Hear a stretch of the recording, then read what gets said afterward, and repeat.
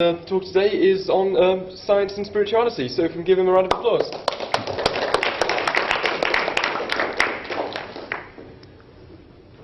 Yes, good evening, friends. You see, if we have any system where the different parts of the system do not sit well with each other, that system will be disjointed, it can cause confusion, it can create friction. And this is the society that we live in.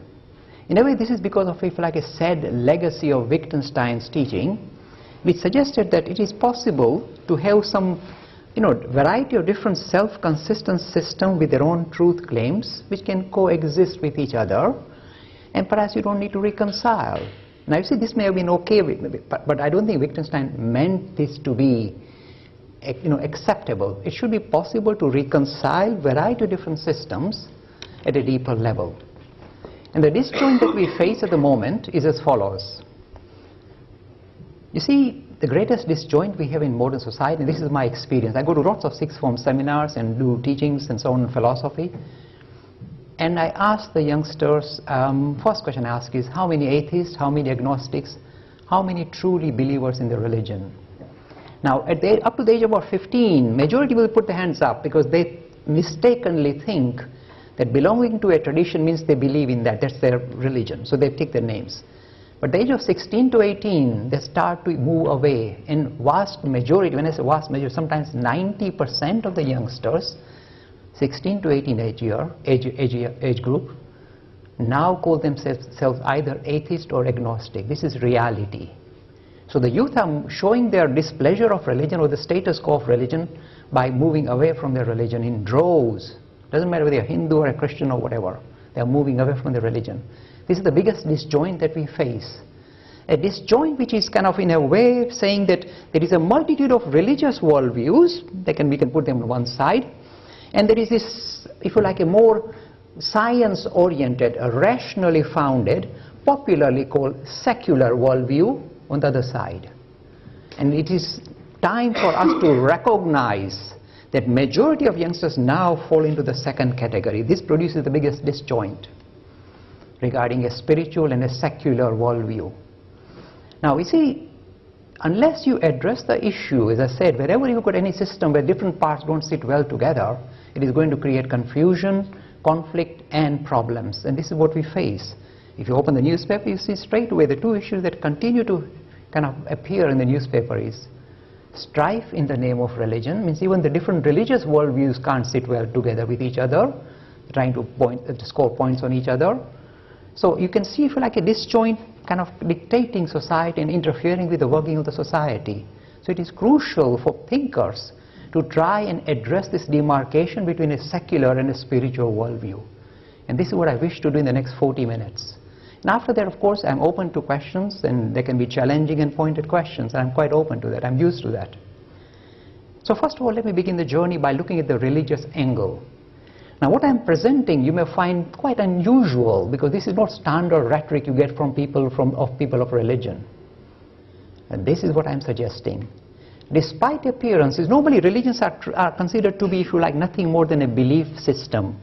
It's purely hypothesis, really. We have to live on the hypothesis. This is the standard view of religions, that belief is the central word. And science-oriented worldview says experience, if you like, empirical evidence is our foundation. So there seems to be a disjoint.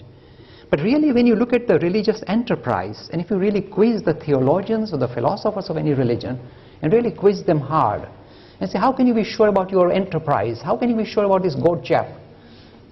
Vast majority of them, you see, I'm just exploring this idea of how do you address the demarcation between, if you like, a popularly called secular worldview, which is science-oriented, rationally founded, and a multitude, not just, but multitude of religious worldviews. How can you possibly remove this demarcation or find a reconciliation? Because unless you find a reconciliation, this division or this divisive system is going to create friction in society. And this century and this decade, this issue has to be resolved. Because at the moment, science is winning in a major way, and in fact, almost telling people of religion, we're going to snuff you out. You are the problem and not the resolution of the human condition. We'd rather snuff you out. This is reality. A majority of youth I come across, especially in sixth forms, etc., are telling me very clearly, sometimes 90%, they'd rather be an atheist or an agnostic than a person subscribing to a religious point of view.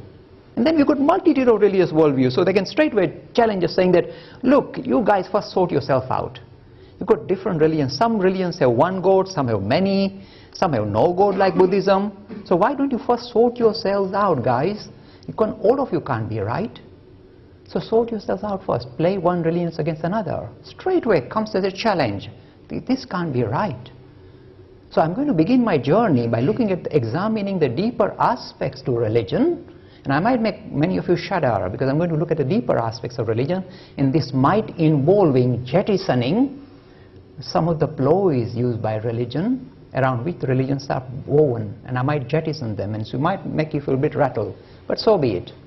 If you are really trying to address this issue of removing the demarcation, you may have to jettison some of the ploys that have been parading in the name of religion, and you may also have to jettison some stuff that appears in the name of science.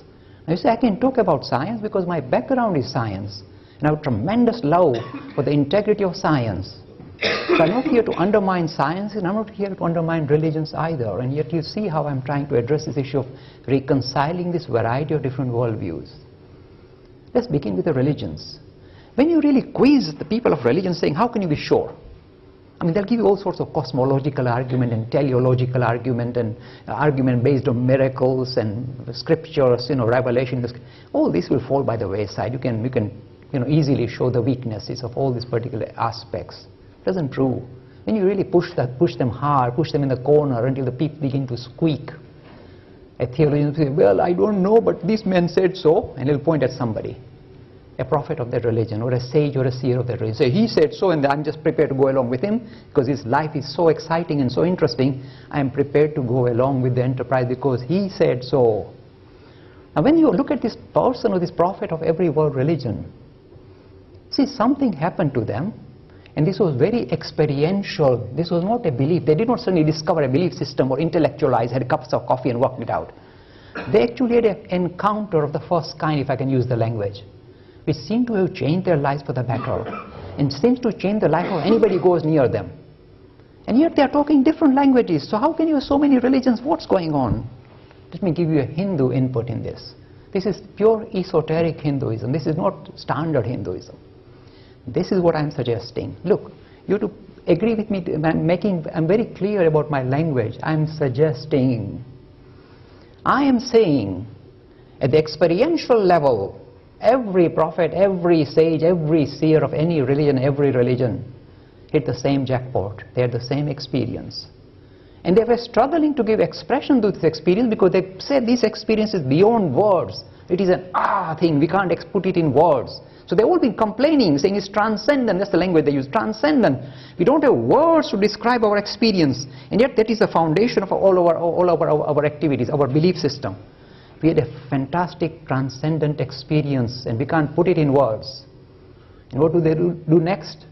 They do exactly that. They try and put it in words.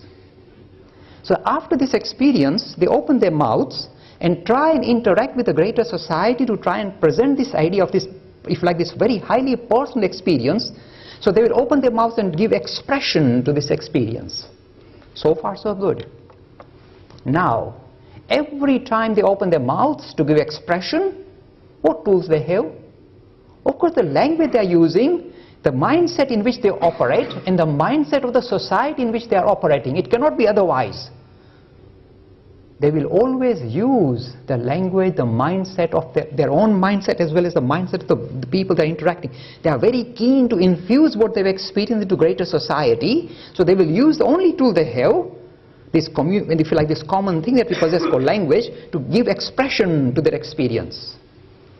So what I'm suggesting, that's it, I'll make some of you shudder as we go along, that when Christ goes into the wilderness and comes back and tries to give expression to what he's experienced, suppose he said, I had this transcendent experience, with beyond words, the people say, well, go away then, don't waste our time. He has to use the language the people can understand, because he's in love with humanity. He has seen the greater unity which links him with the rest of humanity, so he's prepared. He's going to go out of his way to use any tool at his mercy and make sure this idea of spirit is infused in the society in which he interacts. So they will open and say, You see, I've seen the Father in heaven. And people say, yeah, that makes sense. We have fathers, and fathers are nice and benevolent and look over our shoulder and guide us and look after us. And this heaven, spirit. See, he will use that language. When Buddha goes and sits under the Bodhi tree and comes out an enlightened person, I'm suggesting same experience, given different expression. He does not refer to a theos. There is no God. He doesn't mention a God at all. He said, I feel enlightened. The way to resolve the human condition is for all of us, whole of humanity, to feel enlightened, to recognize what is the nature of reality. And that's the way you kind of become spiritual. So again, you see, I'm saying the same experience given different expression, producing, if you like, variation of different religious movements. So far, so good still. You see, I'm just showing you a variation. I'm trying to find a reconciliation between multitude of religious worldviews. I'm just suggesting, just play along with me for the time being. You can then tear me up. So I'm saying the same experience, when given expression, turns into different religions. Still is so far okay. Then the theologians move in. Because they have realized that their prophet is talking something that's very delicate. This is a fledgling plant which can do great benefit. It can be very beneficial for the society. They are well-meaning people. So the church fathers and all the various theologians of various religions gather together and try and protect this fledgling plant by putting in lots of sets of doctrines and dogmas to protect the little fledgling plant. The intentions are good. But the moment you put up a barrier to protect something, it becomes divisive. It starts dividing humanity, those who are inside and those who are outside. These will go to heaven, these will go to hell. We start producing a divisive system. So forget about giving expression which is going to be variable. Once you try and interpret it, or give it, if you like, this kind of expression through doctrines and dogma, then it becomes downright divisive. That is why we have conflict in the name of religion. Because they are all trying to, somehow score points against each other. And this becomes a divisive system. It was not intended to be, it was well-meaning idea, and yet it turns into a divisive system. Now you see, the greatest thinkers like Russell, etc., Hume, etc., have criticized world religions for this reason. They say the reason why religions become counterproductive for the greater society is because of monotheism. This idea that we conjured up of, if you like, this great super personality is overlooking over our shoulder and guiding us, etc., has become, if you like, seriously counterproductive. It creates fanatic behavior in society. Monotheism they pointed the finger at. And there is a reason why it is true. I mean, you see in present day, if you open the newspaper, this is the first thing that hit you. It is monotheism that creates this tremendous division in society, chaos and problem. Why does monotheism arise in the first place? Let us explore that. And what I am now leading to now, esoteric Hinduism, moving away from theistic Hinduism into non-theistic Hinduism. Let me take you on the journey. This is what I am suggesting. Essentially, this idea of the spirit as something that you have an encounter of, this first an encounter of the spirit, or the idea that you see a deeper nature of reality is more marvelous. What is it actually? Esoteric Hinduism says, this is not something that's external to you. In a way, this is in a way reflecting your own inner dimension, your own spiritual dimension. What you were searching for in the name of God in the highest heaven as an invisible being in an invisible plane is your essential nature. So you say, well, I didn't know that. You see, the aspect that kind of become revealed in every living thing and becomes more clearly visible in human beings, what are these aspects? Just let's classify them. We seem to have, if you like, an endearing aspect to all of us, which makes us compassionate, perhaps not very grandly compassionate, but little compassionate. We like the people around us, perhaps our friends and our family members, and this seems to be trickling through. We are also inquisitive by nature, and we are searching for knowledge. We seem to have natural affinity to acquire knowledge and be knowledgeable. Third thing, this is the unique feature about every living thing, perhaps the biologists can learn from here. That when you try and define a living thing, what's the speciality of a living thing? So all the various ploys you use in your biology lessons defining a living thing will actually fall short. And it's a very tricky thing to define a living thing. Esoteric Hinduism says the way you define a living thing from a non-living thing is this. The thing that is living is always in defiance of natural forces and physical forces. It's never not in compliance. It always stands up against it, hates it. So if you try and prod it, it will say no. It will stand up against you. It won't roll over and play dead. This is the idea of a living thing. It does not comply with physical forces. It's in defiance of it. This is the way the Hindus define a living thing. It's very interesting. So what I'm saying is, the living thing is that which does not like being buffeted, being pushed about. In fact, I did a kind of funny quip at Warwick University. I said, you see, how do you distinguish a living thing? I said, suppose you're walking and you see a piece of rock, and you are in the mood to play rugby and you want to practice. So you might decide to give a kick to this piece of rock. And being a physicist, of course, you can work out its trajectory to the nearest millimeter. You're very good at that. Suppose you see a dog. Now you see, I'm a mild-mannered Hindu, not advocating violence against animals. Suppose you see a dog and you suddenly feel that, come on, let's go for it. And suppose you try to, test your, rugby skills. One thing you can be certain is you will not be able to work out the trajectory of the dog. Very likely it will go for your leg. This is the difference. I'm lightening up a very serious issue. If you look at Fitzroy Capra, he defines living thing as that which is always in a way fighting against natural forces. It's always standing up against natural forces. And this is the right way. He said, if you disturb a living thing, you see, at best you can, you can't prod it, but you can disturb it. It will go, ouch. Simple way of defining a living thing. It doesn't like to be pushed about. To become empowered is a unique feature about living things.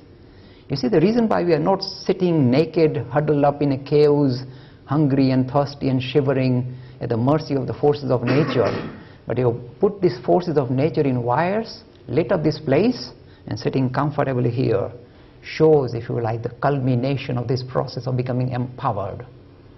We don't like to be buffeted by forces of nature. We harness them, put them in wires, and then sit on top of them. This is a living thing, becoming empowered.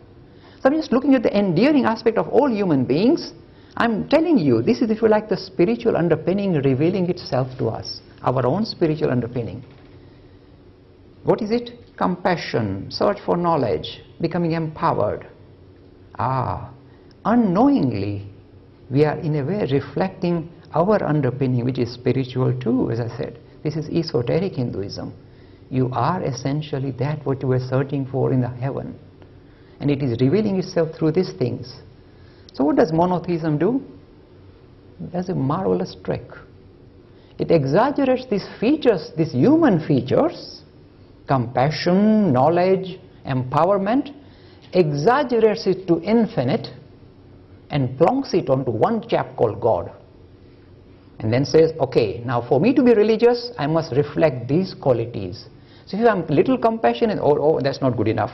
I must be more compassionate so that God will be happy with me. I can get closer to this infinite super person that I've just created. So we create an exaggerated human being with the endearing aspect of human qualities, not all aspects of humanity. In fact, in the ancient scriptures, in the Hebrew scriptures as well as the Hindu scriptures, the God was sometimes violent and vicious and vindictive, because they were exaggerating the human features on the baser human features as well. But then we become more sophisticated. So no, not that part, the good part. Compassion and power and knowledge, exaggerate it to infinite, plonk it on that fellow saying, God, you are all that. And by doing this, what is my benefit?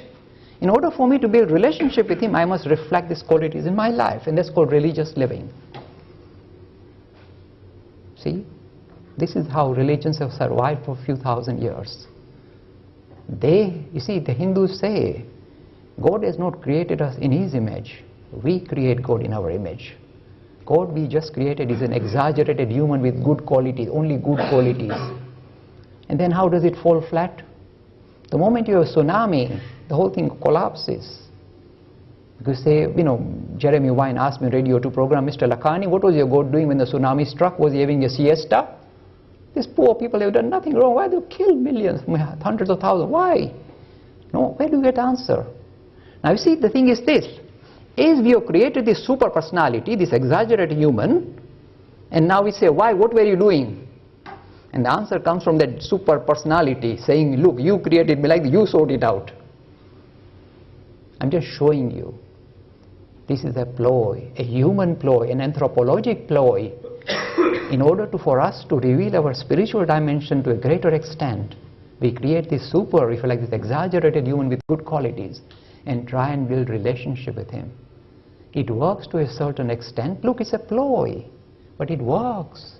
People who are devout, say Christian or Hindu, they love this idea of blinking up with the super personality and building relationship with him through worship and devotion and prayer. Let them, it's their business.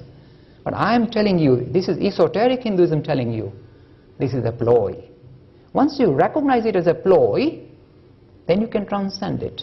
Then you can go beyond it, because you know what you've done. You used it in a very successful manner, and as long as it works, makes you more compassionate and more knowledgeable and more empowered, so be it, provided you know its limitation. You see, the problem with humanity is this. It discovers many things. Sometimes it knows its scope but does not know its limitation. In fact, the contribution of Wittgenstein in this field, in fact the Hindus have been thinking about it for a long time as well, is this. You see, I just give an example of one of the most powerful tools we all human beings possess, and this particular thing we are going to touch on as we talk about science in a minute. You see, one of the most powerful tools we have discovered, and this which has made us human from animal, is this tool of language. Now most people think language, how do you classify language? What is language? This is the way of communicating information with other human beings. So it makes sense. Yeah, that's exactly what it is. I mean, the Stone Age men would grunt, hoo, hoo, hoo, water there, hoo, hoo, hoo, buffalo, hoo, hoo, hoo, woman. And we say, yeah, we understand. That's how we started. We're communicating with each other. But the deeper idea of language is not only the tool with which we communicate with other human beings, it is the tool with which we communicate with ourselves. Try and think of anything without a string of words appearing. Without it, you can't. So the words and language are not merely a tool to communicate with others. It's a way of communicating with yourself.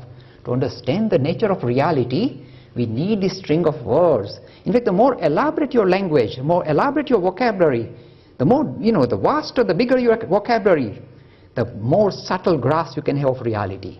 This is how humanity progresses. So the scope of your language anyway, dictates your ability to relate to reality.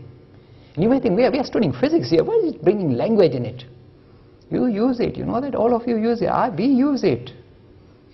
When you get all these scribbles of this psi square and x square and chi square and pi square, this is nothing but highly elaborate language suited to the needs of science. It's a language.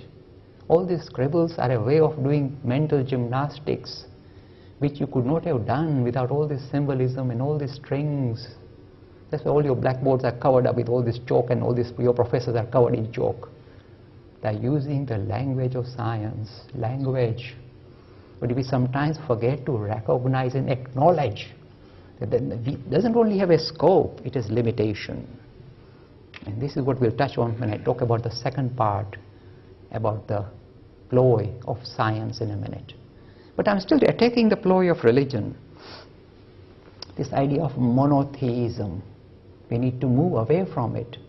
Look, the moment you tell a serious person of any religion that despite this ploy being very useful, there is no one super personality sitting there, in contrast to another super personality sitting in another religion. These are both ploys. That's why there are many. Different cultures, different societies have created different ploys. That doesn't mean there are many gods. There are many ways to relate to spirituality. And that is, once you recognize it, then what appeared as an issue between religions fighting in the name of religion disappears immediately.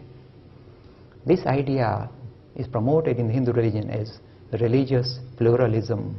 Not many gods, not many religions, many ways to relate to the idea of the spirit, something deeper about our essential nature. And this is, if you like, the best prescription to bring about reconciliation between a variety of different religious worldviews, so that people don't fight in the name of religion. Look, I'll give you a very simple example I use in primary schools. You'll see how powerful this idea is, pluralism. Because first you need to reconcile multitude of religious worldview before you take on the challenge of science and rationality. I use this example in many schools, perhaps you will like it. There are two boys, best of friends, playing football. While they are playing, they start talking. One says, you know, my mom is the best in the world. Standard stuff for any boy to claim, even the grown-up boys, I'm sure. They say, your mom is the best mom in the world. Rubbish. My mom is the best mom in the world. She cooks the best food. There's something primitive about boys, mommy and food. I say, mommy, your mommy cooks the best food. Those homemade cakes you brought last week, they were like rocks, rocks. Your mommy is rubbish. You should tell any boy of any age his mommy and her cooking is rubbish. This is the beginning of World War III.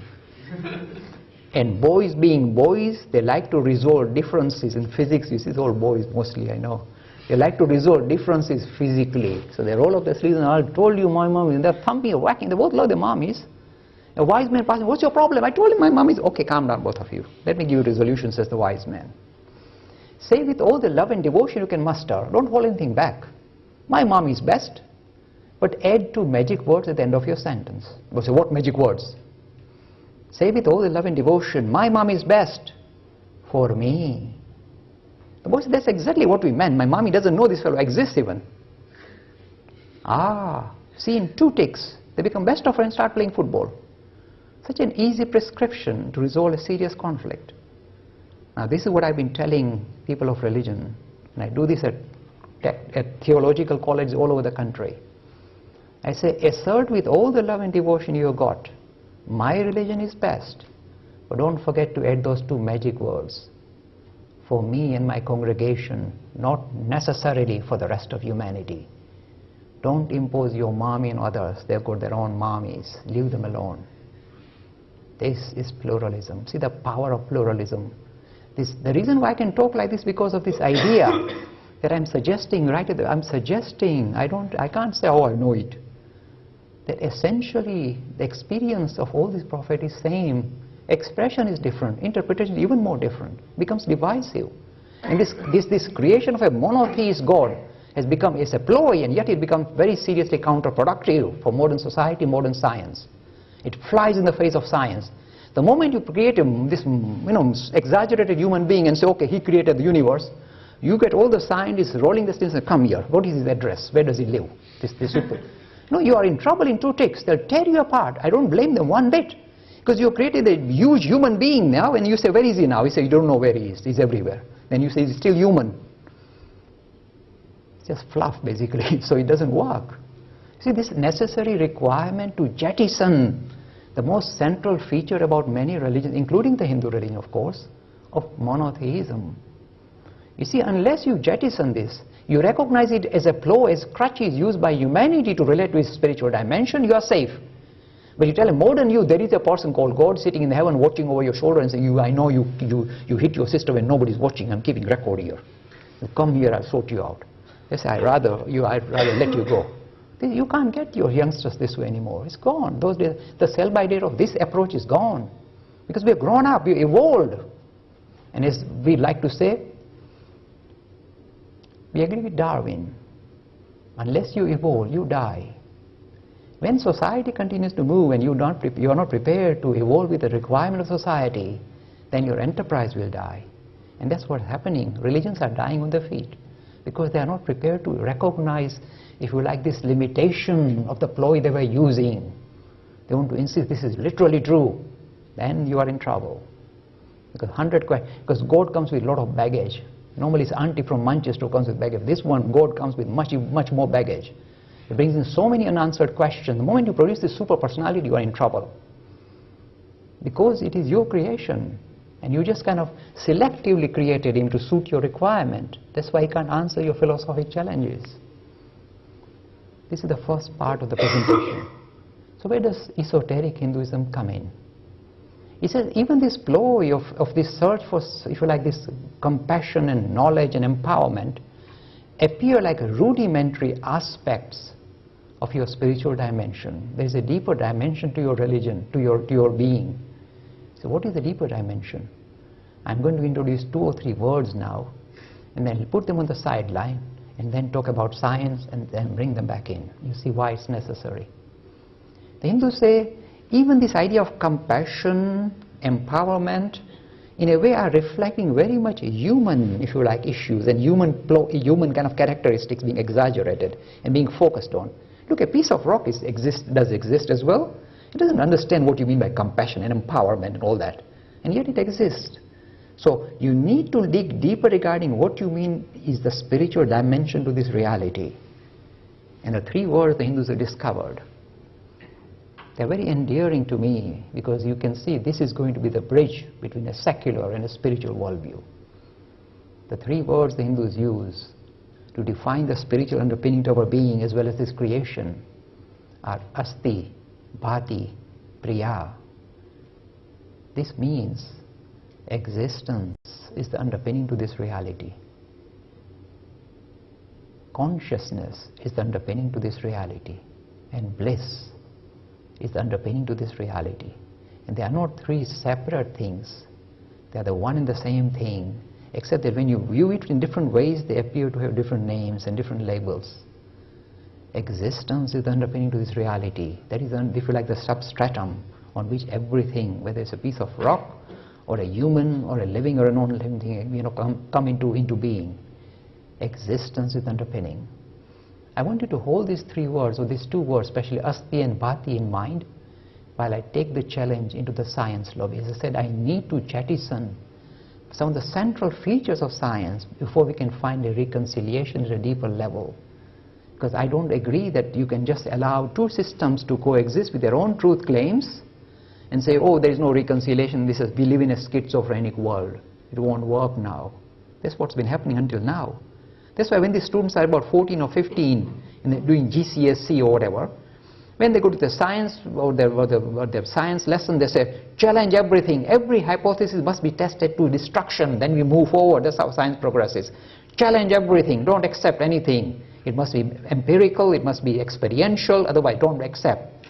And then he moves into the religious class and says, listen, my boy, it's all a matter of belief. Just believe and die and things will be sorted out. You don't want to do that. See? Straightway. Now, until the age of 14, he's prepared to do this, live in this schizophrenic world. At 16, hopefully the thinking faculty has kicked in. And he recognized this can't be right. And he begins to challenge religions. It's understandable. It's a good sign that means he's alive. He's able to now move away from the idea of just signing up to a tradition and challenging it and thinking about it for himself. Now, you see, the reconciliation is very interesting. You see, I must tell you what is my background so you get an idea of where I come from and why I find this a very thrilling subject to explore. And I do this at many colleges. The last session we did at Imperial College, we had John Polkinghorne from the Christian tradition and a quantum physicist. I was the Hindu person with background in quantum physics as well. You see, I did my master's with Roger Penrose, but he was in London at that time. So my background is physics. I know my stuff reasonably well. Not perhaps as much as you perhaps know, because my stuff is antiquated. But I know it reasonably well to be able to take on and try and understand. Now, when you look at science, you may think science is doing so hunky-dory. Everything is going very well for science. Things are working out so well. The reason, why do you know that? Because every day you get up, you open your television screen or newspaper, a new gizmo is sold to you. This is the new iPad. This one is like you can read a book on this one. So, why? This is good stuff. This is science progressing.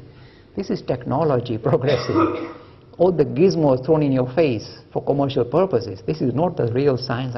The real science is the conceptual leap that we require to understand the nature of reality. What is going on? What is this all about? And the reason why I feel very thrilled by this is this. This Hindu religion that I come from is defined. The word religion means realigning humanity with God. So it already accepts the theos. The Hindu tradition is not Hindu, the Indic tradition. Hinduism, Buddhism, Jainism, Sikhism use a common term called dharma. And the term dharma doesn't talk about God. There is no mention of God. It says making sense of the human condition. What is the nature of reality? What is this all about? What are the rules and the laws that dictate the world that we live in? What are the rules that dictate the external world as well as the rules that dictate the inner man? You know, this in linguistic faculty we possess, the intellect that we possess, where does it spring from? What is its foundation? What is its scope? What is limitation? You want to understand all this, the external laws as well as the laws internal, and harness them for our betterment. This is called dharma. So you see, the Hindus are stuck with science. We can never ever, this you can tell any Hindu you meet, you can never ever disagree with the findings of science. You can challenge some of his conclusions, but you can never disagree with the findings of science. And Hindus have always been like that. They are always ready for the challenge, and they were prepared to, look, if you show me any part of Hinduism that does not agree with the findings of science, I will discard it like this, without hesitation. I'm allowed to do that, but that's how it's defined. It must continue to play ball with science, not some of the conclusions the scientists want to shove down our throat, but its findings. So for example, the Hindus have no, or the Indic religions, the four Indians have no problem with evolution. We have no problem with evolution whatsoever. We say we have come out of the animal kingdom, so we have no problem with Darwin, but we've got a problem with Dawkins. Because he extends this further and says we have come out of the material kingdom. He said, no, we part company here. There's no proof of that. There's something very different about living things which cannot be an extension of the material kingdom. So this is where we part. But you see, we have no problem with Darwin and evolution. We don't believe in theory of creation. We believe in theory of evolution. Let me just touch on this idea of the Big Bang theory, and you might be very interested in what is going on. Recently there was a Horizon program. I think Roger Penrose was also interviewed regarding the Big Bang theory. And you see, this is what we're discovering. Science, pure science, seems to be struggling. Instead of becoming convergent as it used to, it is becoming divergent. And as you are going to find out in your physics classes, what appear to be a very focused enterprise, kind of taking us closer and closer to the, if you like, the end product. The four forces and the the elementary particles, the kind of basic elementary particle and the standard model, things seem to have been converging, and suddenly the whole thing is diverged in a dramatic manner in the last 50 years. To what extent has it diverged? Surely you know by now. Now, you see, you have to fumble about in 11 dimension space-time, and of course you get lost in that. Because when you have 11 dimension space-time, there are infinite variations available for you, infinite variations. So there are infinite theories which can operate in 11 dimension space-time because you opened up the doorway. So anything is possible there. So if you go into 11 dimension space-time in order for you to reconcile gravitation with quantum, I don't think that's an elegant theory. If you go to 12 dimension, you can get Harry Potter. You see, this is my question, this is my issue. Science, it's not prepared to accept, but it's at the moment the theoretical sciences are struggling. The zoo particle is growing and it seems to be completely out of hand. You've got gluons and you've got this and that, and you've got no end of, I mean, if you don't get a headache, I don't know what else will give you a headache. I've got paracetamol, by the way. But this is what's happening. Look, I'm making light of a serious issue. There is divergence. That's why, when I looked at this Horizon program, which is just recorded recently, there were about half a dozen different scientists giving different versions about the Big Bang theory. They can't agree on anything now. As many scientists, that many visions of world, visions of world views. So you see, there's a divergence state. This is seriously worrying, and it is necessary to bring about a convergence in science too. And why does this happen? Like, why are we struggling? Let me tell you why we are struggling. What is the flaw in science that too need to be jettisoned? And I've done a big article on this, and I go into the lion's den. This article saying, really meaning challenging the paradigm of materialism, means matter is underpinning to this reality. Matter is the primary building block of everything we see, including ourselves, is, if you like, a paradigm in which science has been operating very successfully for the last 2,000 years. And I wrote an article with the New Humanist magazine, an atheistic magazine, happily published, saying, Jay, it's a very interesting article, we want to publish it. What am I saying and what is going on? You see, let me just tell you how. Just as we produce an exaggerated human being to try and discover spirituality in the name of religion, in the name of science, this is what we have done. We've done it meaning, it's a well-meaning enterprise, but you see what's happened. Since ancient times, when human beings were trying to come to terms with the world they were living in, they would say, this is wood, this burns. This is water, it flows. So they looked at various, if you like, material aspect to their being or the world they were experiencing and discovered that there is substance, and the substance has got certain attributes. This is how we started classifying the world. This is how all the sciences started. So you had this idea of, fire, water, ether and all that. So this idea of substance and attributes is the way we started making sense of the world that we live in. Science continued to progress by extrapolating, just as we extrapolated this superhuman, exaggerated human being. In science we did the same, except we, rather than have an infinite, we went into the infinitesimal. We went the wrong way, saying that even if you go to smaller and smaller bits of matter, you will have really the whole of this world can be explained in terms of little tiny pieces of matter with certain attributes. So what are these attributes? Of course you all know it. It's called mass, charge, spin. Oh, we are so clever. See what we've done?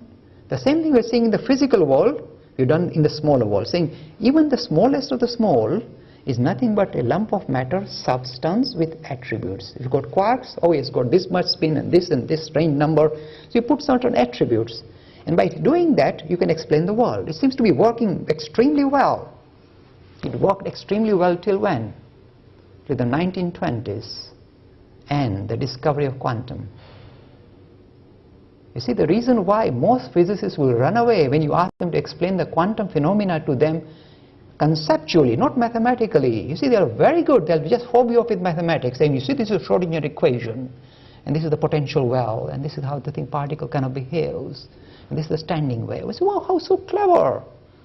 You just given us a mathematical formalism. I'm asking for a conceptual grasp of this particular phenomena.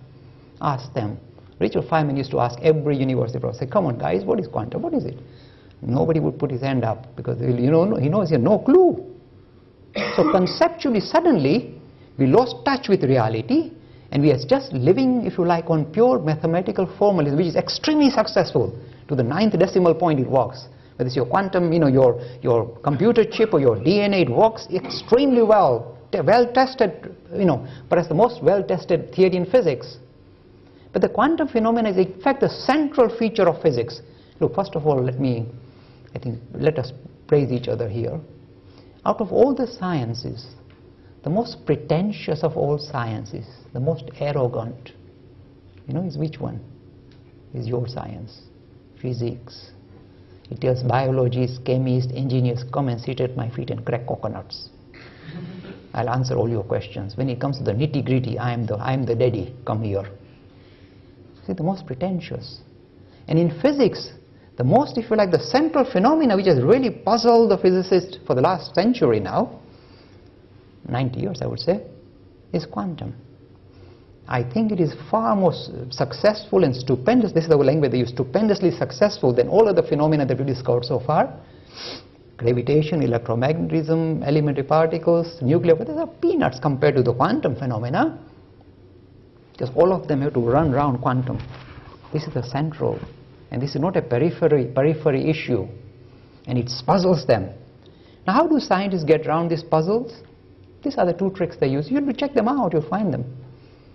One, they will say, well, we have explained so many things in the past which were almost impossible, and we will do the same with quantum. In days to come, we'll show you it's just a material phenomena, some hidden variables of matter, kind of, we will sort you out. Einstein tried to do it until he died. You see, this is one way. This is called, in John Polkington's language, drawing blank checks on the future. That's, your students, your parents will be very annoyed if you start doing that. And in science, they do it happily.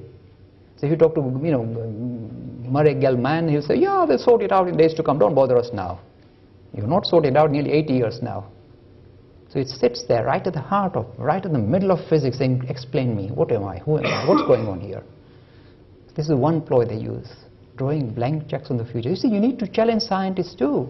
Sometimes they forget the, if you like, the limitation, or the, if you like, they know the scope of the endeavor, but they forget the limitations and just kind of exaggerate, get carried away themselves, become arrogant too. The second way they fob you off is this. This again is a lovely way of doing things. They throw a jungle of jargon in your face and circumvent the problem. This is another thing. You will find some books which will give you a headache because they'll throw such huge amount of jungle of jargon that they've created themselves for their own benefit, and it appears all very clever. It appears very clever looking. I mean, Daniel Dennett is the best example. If you look at Daniel Dennett's work on, say, consciousness, he writes books and books on it. And what does he do, really? He said, see, consciousness, I'll explain it away. I mean, the people who are in the field of consciousness, like Susan Greenfield, say, this is the most mind-blowing stuff that you discovered in neuroscience. But does Daniel Dennett agree? No, he said, I'll explain it away, Susan, no problem. So what does he do? He says, just nothing, but then he uses a much more elaborate, I'm not going to memorize his jungle of jargon. He said, basically, it's really just using computer lingo. He says, it's really, if you like, a mismatch between the software and the hardware of your brain. This is consciousness? Yes. In very clever language. He writes books and books on it. And people bow down. Oh, yes, he's explained consciousness away. You've explained nothing away. Just thrown, jungle of jargon in my face, and you got lost in it, and you want me to get lost in it as well. Rather than answer, take it head on. This is the second ploy use.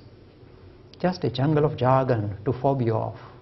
This is the arrogance of science sometimes. These are the two things that appear. So first of all, let me go back to the quantum issue. What is actually going on, and why is it creating such a puzzle conceptually? Mathematically, it's perfect. Straight away, the quantum phenomena, the reason why they are struggling is this. First, they say quantum is reality, the world that you see of matter is an appearance. They are telling you that. This is Heisenberg. Matter is a paradox, quantum is reality. So the question arises, how does this mathematical reality turn into material reality? This is called the wave collapse problem. And they say, I don't know. And then, second question, who does it? Who has got the power of turning this mathematical reality into material reality? Does they, like Stephen Hawking said, well, if a frog looks at the moon, does the moon come into being? Ha ha ha, he thinks it's funny. This is the problem, observer problem. So you've got observer problem, and this main problem, how does this mathematical reality become material? Because it's in contradiction. And they say, we don't know. Oh dear, oh dear. And this is your central of physical sciences? Oh yes. But we don't know what's going on. That's why you have this Schrodinger's cat and these weird issues. Because you see, this is something so dramatically different from normal understanding of physical world that it defies any simplistic explanation. And do you know why they are struggling? Fixation on matter, fixation on substance and its attributes. They want to continue, just as the person of religion wants to continue to hang on to his God. If God goes, he goes. He's very keen, hang on to his God, saying, God, you can't go, I'm going to hang on to your feet. Same way, the physicists, the scientists are very much fixated on the idea of substance, lump of matter, and explain everything in terms of this matter and its attributes, can't let go. Because they are fixated on matter and gives it primary position, they are not able to answer these very difficult issues about what is the quantum reality, what is actually all this. They are not prepared to take it head on because they don't want to let go. Look, just lightening up a little bit. The quantum phenomena had three fathers. Now, if you have any child who's got three fathers, you can expect what kind of a child it will be. A weird one. Now, the child this quantum had, the fathers this quantum child had are, of course, Werner Heisenberg, Niels Bohr, and Schrodinger. Reluctant father. But all of them fathers. And then this quantum chap also had an uncle who helped during his birth, but then, like a soap opera, turned villainous and tried to run him down at every opportunity. And do you know what's the name of this villainous uncle who hated the quantum thing and wanted to kill it, destroy it, waiting around every corner? Uncle Einstein. He gave birth to this phenomena. He's the one who did this for the photoelectric effect. Wow, we discovered something grand here. The reason why I'm making light is this. This phenomena has been a central issue, puzzling the sharpest brains in physics. It has not gone away, despite what you might hear. It has not gone away. It sits in the middle and says, sort me out, who am I? And because you want to explain him in terms of matter, you can't do it. Now let me give you the Hindu version of what is actually happening. You don't have to agree with it. Just think about it and see if you like it. if you ask a physicist, the mathematical formalism you use, of course you know all those famous psi function, Schrodinger's equation, or matrix mechanics, or transformation theory. You've got variation you can use, and they're all the same phenomena, you know, different variation. It's like pluralism. So you ask, what is this psi function? We said, look, it's got imaginary number, and it's got this E function. God help us. Oh, what is it? What is it physically? He said, look, the only thing I can tell you about the psi function, the only physical interpretation of the psi function is that if I square it, it gives you probability of existence. That's all it describes. Just probability of existence. You know the word that kind of thrills me? Existence. Existence. I mentioned this word when you were talking about esoteric Hinduism. The underpinning to this reality is existence. Existence on its own can never be experienced because it's homogeneous. Let me give a metaphor. I use metaphors very carefully because when you stretch any metaphor, it collapses. I'm fully aware. But see if this metaphor grabs your attention and gives you a deeper insight into what is the quantum phenomena. Metaphor, watch it. So if you write your thesis on it, you'll be torn to pieces, so watch it.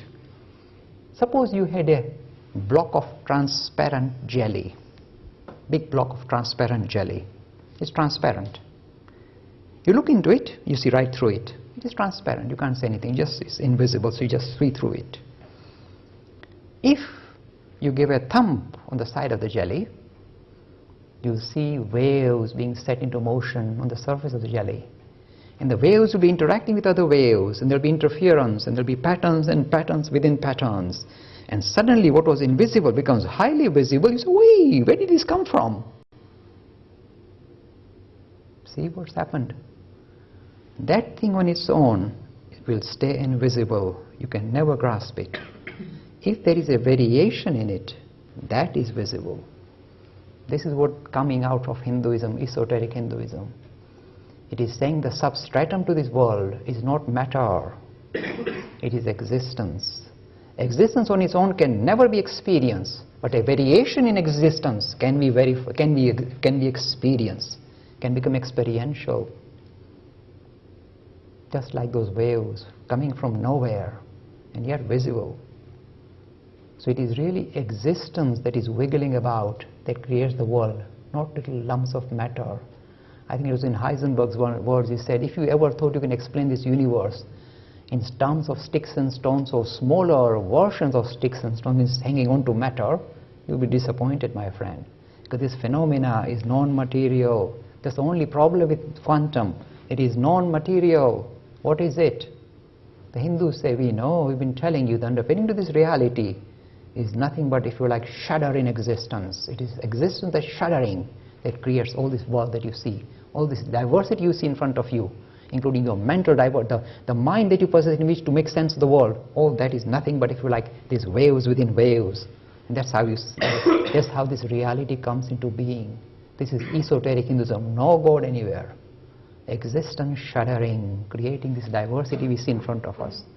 And it is non-material. Matter is a secondary phenomena, not the primary phenomena.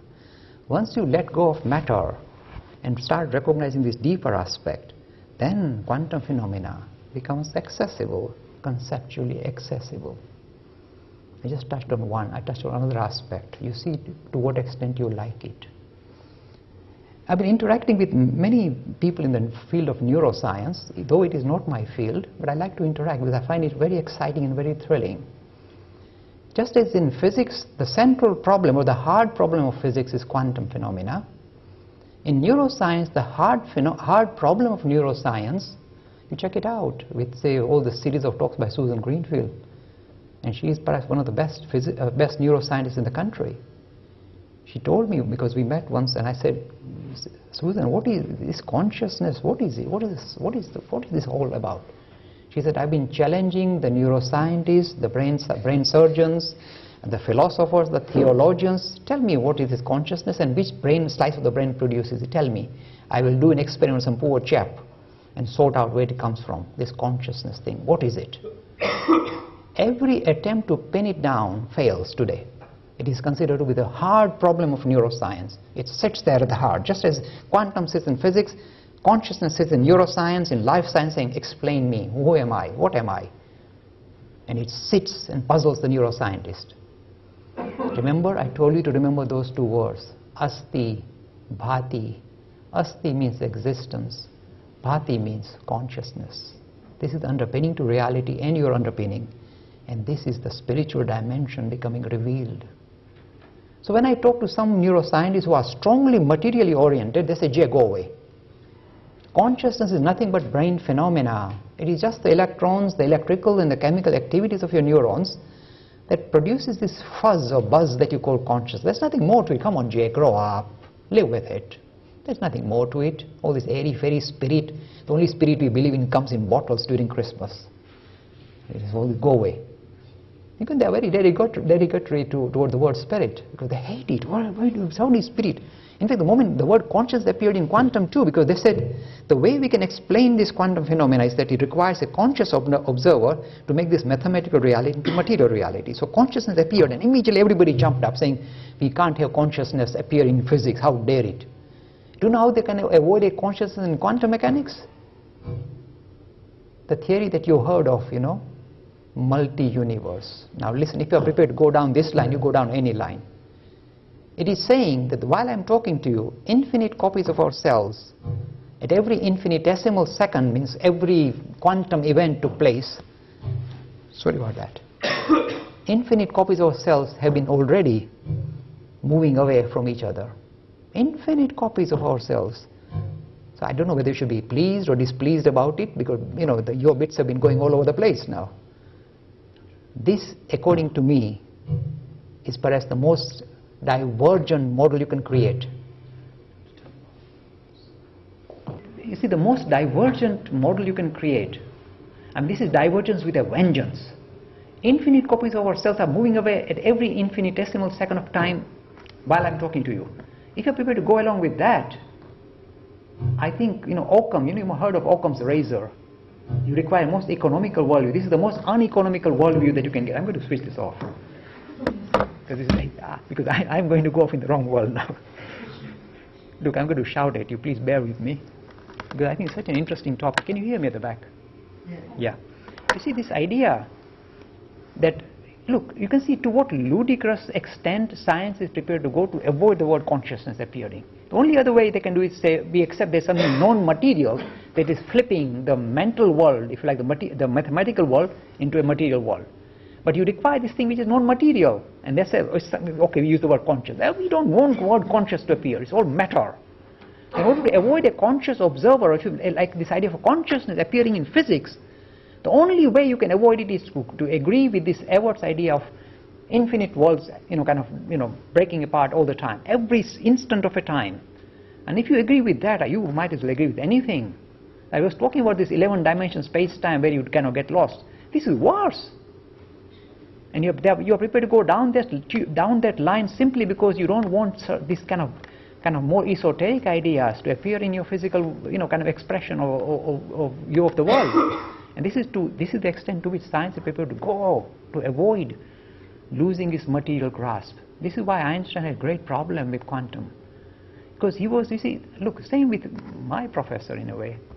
Roger Penrose, has been writing a lot of stuff about consciousness and quantum. And the thing that I find quite interesting is this. He's still fixated on matter. He's trying to produce consciousness in the microtubule, that means the skeleton of your neuron cell. This is where he says consciousness comes into being. He's still stuck on matter. He doesn't realize that this consciousness can be something independent of matter, and not something that is, you squeeze the neuron, consciousness comes, it doesn't come out like that.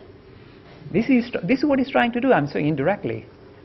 But let me just touch on this consciousness and give you another metaphor. See to what extent you like it. I'm sure you will like it. So when one neuroscientist said, Jay, this thing is just a brain phenomenon. Look, come on, grow up. I can easily put an anesthetic in your arm and you'll go gaga and your consciousness will be gone. You see what I've done? Interfered with the chemical activity and I can send you off and your consciousness is gone. It's a brain phenomena. Live with it, Jay. There's nothing more. I said, look, I'll give you a metaphor. See if you like it. I gave this to Susan Greenfield as well. She liked it. So I'm on safe ground. And suppose a child walked into this room and he discovered a dimmer switch. And he started playing with the dimmer switch. He went one way and the light came on, went the other way, the light went off. The child will immediately come to a you can't blame him, to a conclusion the switch is producing that. You can't blame him. And yet we, the grown-ups, no. That particular switch is just a conduit of light and if you like electricity. It does not produce electricity. We know it, he doesn't know it. So if you went with a hammer and broke the switch, the light will go off. It doesn't mean you demolished electricity. You just stop the flow of electricity. So if this guy comes and hits me with a hammer on my head and says your consciousness is gone, he just disturbed the switch, he's blown the switch through which consciousness is percolating. He just damaged that. He has not touched consciousness because it's not a brain phenomena. It uses the brain, if you like, to percolate and make itself visible to us. Again, this idea, this is our, if you like, the spiritual dimension to our being, consciousness, existence. This is underpinning to this reality. It is nothing but, if you like, this underpinning that becomes, if you like, revealed in this multifarious manner, in this diverse manner. The unity behind the diversity, this is what I'm suggesting, is not matter, despite what the material scientists will tell us. The underpinning to this reality is essentially the spirit, and it becomes manifest in this way. And look, I am very confident. I continue to make this presentation at various levels. As I said, in the New Humanist magazine, I've made this very severe presentation saying, challenging the paradigm of matter. Just as time for God is gone now, time for matter is gone as well. When you challenge both these paradigms, or this ploy is used by science and religion, and put them on the back burner saying it's a ploy, recognize it's a ploy. Look, if I tell you matter is a ploy, it's a myth, you say, well, we still do our electron and proton and we do this zigzag, this electron whizzing around and the shells. It works. As a ploy it works. Carry on, just as the God works as a ploy. So matter in your crystallography all works, and yet we know this is a ploy. So if you can deal with matter as a ploy and if you like transcend it and look at a deeper level to this reality, then you see you find a reconciliation between a religious and a spiritual worldview. And I tell you,